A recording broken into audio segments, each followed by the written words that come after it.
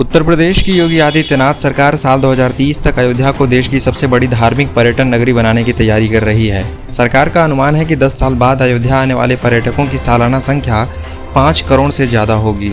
गुरुवार को सीएम योगी आदित्यनाथ ने अयोध्या की समग्र विकास योजनाओं का प्रेजेंटेशन देखा। उन्होंने अयोध्या को सोलर सिटी के रूप में विकसित करने का निर्देश दिया। सीएम ने कहा कि सोलर सिटी बनने से जहां पर्यावरण संरक्षित और संतुलित रहेगा, वहीं इस पवित्र नगरी को एक नई पहचान मिलेगी। योगी ने कहा कि अयोध्या धाम का पौराणिक महत्व है, इसलिए पुरातन संस्कृति को अक्षुण्ण रखते हुए अयोध्या को विकसित किया जाए। सीएम ने कहा कि निर्माण में संस्कृति और स्थानीय स्थापत्य की झलक दिखनी चाहिए। अयोध्या के सभी घाटों को संरक्षित करते हुए सौंदर्यीकरण करवाया जाना चाहिए। सीएम ने कहा कि पर्यटकों और श्रद्धालुओं के बाधा रहित आवागमन पर विशेष ध्यान दिया जाए। अयोध्या में 2 बस अड्डों की व्यवस्था की जाए। सीएम ने पीडब्ल्यूडी विभाग को विकास प्राधिकरण के सहयोग से शहर के मुख्य मार्गों के चौड़ीकरण के निर्देश दिए हैं और कहा है कि राम जानकी मार्ग का निर्माण पूरी गुणवत्ता के साथ करवाया जाए। इन परियोजनाओं के पूरा होने से पूर्वांचल के बाकी जिलों के विकास की रफ्तार भी तेज होगी।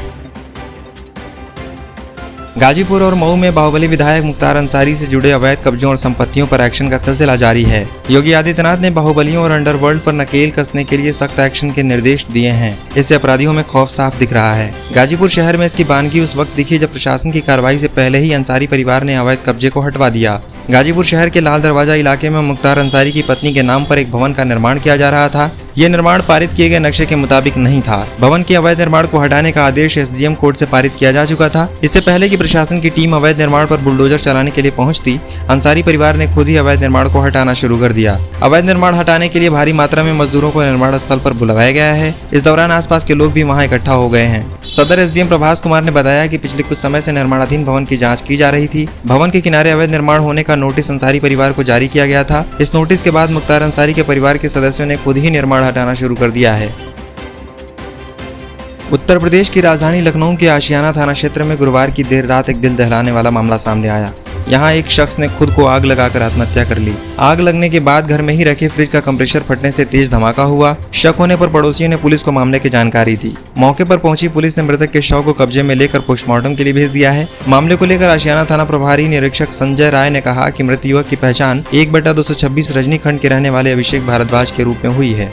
मृतक पिछले कुछ समय से अकेला ही रह रहा था और उसकी पत्नी की भी मौत हो चुकी थी। इसी बीच उसने गुरुवार देर रात अपने ऊपर पहले कई सारे कपड़े लपेटे और उनमें आग लगाकर आत्महत्या कर ली। युवक ने जब खुद को घर में आग लगाई तब वहां रखे फ्रिज में भी आग लग गई और उसका कंप्रेसर फट गया। इसकी वजह से तेज धमाका हुआ और घर में से धुआं निकलने लगा। यह देखकर पड़ोसियों ने फोन पर पुलिस को मामले की जानकारी दी।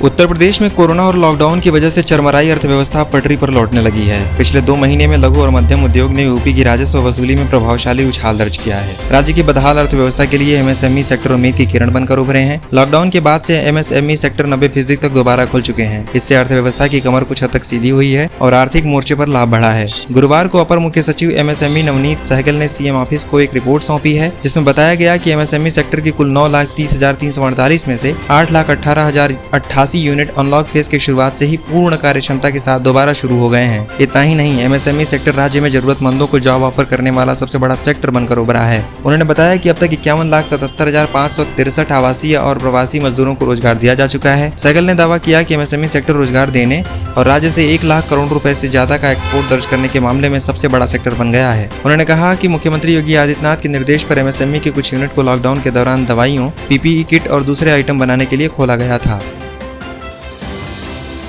उत्तर प्रदेश की राजधानी लखनऊ शहर में प्लाज्मा डोनेशन ने अब रफ्तार पकड़ ली है। पिछले 15 दिनों में शहर में डोनर्स की संख्या अब दोगुनी हो गई है। खास बात यह है कि पहले डॉक्टर्स के प्रेरित करने के बाद भी लोग डोनेशन कर रहे थे, लेकिन अब खुद सामने आ रहे हैं।